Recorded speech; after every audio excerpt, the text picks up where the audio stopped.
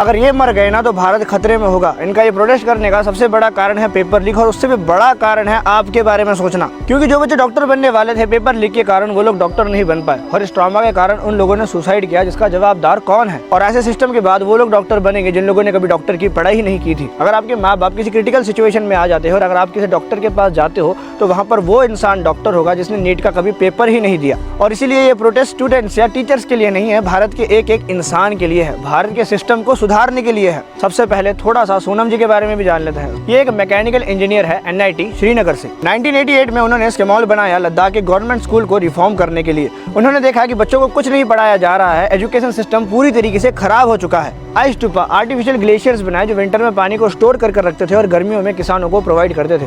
2018 में Asian Nobel prize भी मिला। और जो हमने 3 इडियट्स मूवी देखी है वो इसी इंसान पर बनी है। 2025 में अरेस्ट भी हुए, 170 दिन की जेल काट कर है। यह आदमी अपने देश के लिए अपनी जान की बाजी लगा रहा है और इनको देशद्रोही बोला जा रहा है। पिछले कुछ महीनों में 20 से ज़्यादा बच्चों ने सुसाइड की थी। कारण ये था कि जिस पेपर को देने के लिए उन लोगों ने अपनी ज़िंदगी की मेहनत लगा दी थी, सरकार के ढील के कारण वो पेपर लीक हो गया। इस खबर को वो लोग एक्सेप्ट नहीं कर पाए और उन लोगों ने सुसाइड करना सही समझा। पिछले 10 सालों में 89 पेपर लीक हुए हैं, जिसके कारण 10 करोड़ बच्चों की ज़िंदगी खराब हो चुकी है। इस देश में ज़्यादातर लोग अनपढ़ बैठे हैं, उन लोगों को पता ही नहीं है कि पढ़ाई का प्रेशर क्या होता है। महंगी से महंगी कोचिंग लगाकर अपनी इस खेलने कूदने की उम्र को त्याग कर बच्चे 3 से 4 साल ड्रॉप लेकर पढ़ाई करते हैं। बेचारी लड़कियों के पास तो सिर्फ 1 ही साल होता है, अगर पास होती है तो ठीक, वरना उनकी शादी करा देते हैं। इतने ज़्यादा प्रेशर में बच्चे पढ़ाई करते हैं और सरकार के ढील के कारण पेपर लीक हो जाता है, सारी मेहनत पानी में चली जाती है। कंपटीशन समझ रहे हो कितना ज़्यादा हो चुका है। 25 लाख बच्चे फॉर्म भरते हैं, 1.5 लाख बच्चों के सीट्स आते हैं, उसमें से भी कितने बच्चे पास होंगे पता लगने के पहले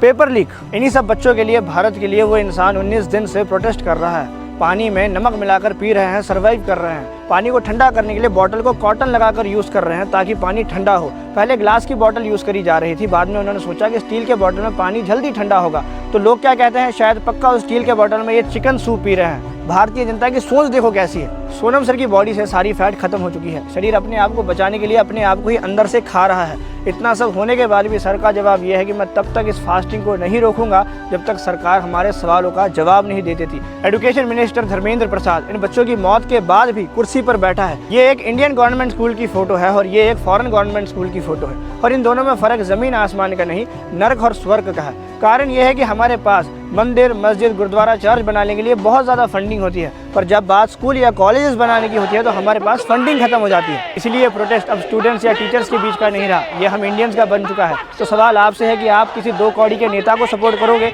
या फिर उनको सपोर्ट करोगे जो इस देश को बदल सकते हैं।